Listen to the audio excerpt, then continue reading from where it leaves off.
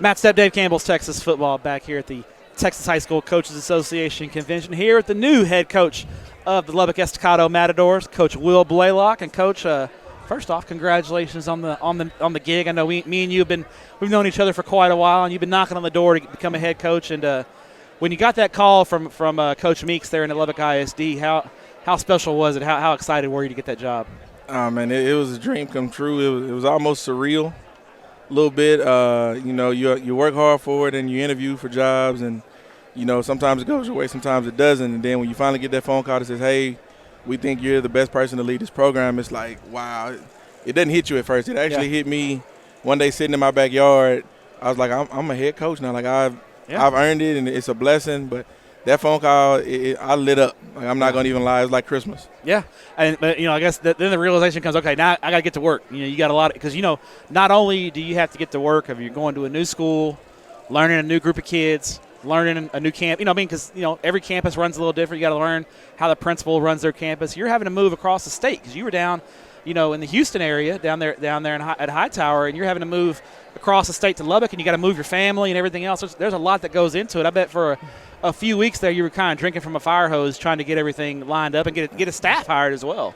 It was crazy. I was hired February 16th, and it took me about 3 weeks to get out of my contract and get moved up. I moved in March, right around spring break, but my family couldn't come because of STAR testing, and my wife was a teacher, and so it was going back and forth to Houston. It was get some air miles, or get some airline miles. Yeah, we moved in 3 phases, and which finished up mid-June. But at one point, it was me, my defensive coordinator, my offensive coordinator, and my defensive line coach actually living in my house because all of our families were still waiting to come up.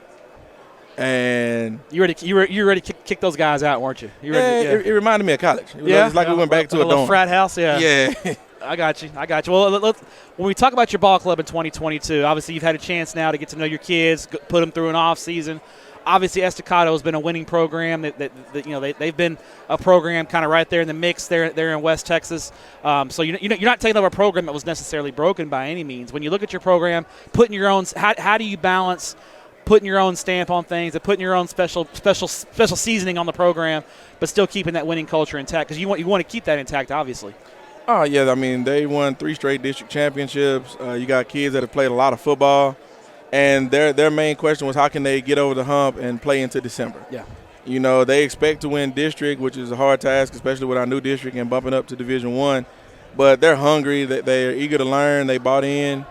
And it's just every day going to work and just teaching them the little nuances, maybe things that they missed or that they needed to get them over the hump. But the drive is there. It's a great foundation. The east side of Lubbock is an awesome place. They have expectations for those kids, and the standard has been set over time. So, what I walked into was a great situation, great administration with Coach Meeks and Ms. Wilbanks, my principal, and they kind of gave me, the full go, like, hey, put your stamp on it. Whatever you got to do, we're going to support you, and it's been going pretty good. And I guess it's just taking it to the next level, right? They've been successful. Now you got to take that next step and get it to the next level. And I know that's the goal of any head coach, and definitely the goal there at Estacado. When we look at your ball club in 2022, what do you feel like are going to be the strengths of your ball club? What are you guys going to do well? What do you need to do well in order to win football games in 2022? I mean, it's kind of simple. You block, you tackle, and you protect the football. We're going to be fast everywhere. We're very athletic, but we're also very young. They had 31 seniors last year. We only have 12 seniors coming back, with 11 being lettermen. But a lot of kids played a lot of football. Yeah. And so they understand what it's going to take to win up there, to play in those elements.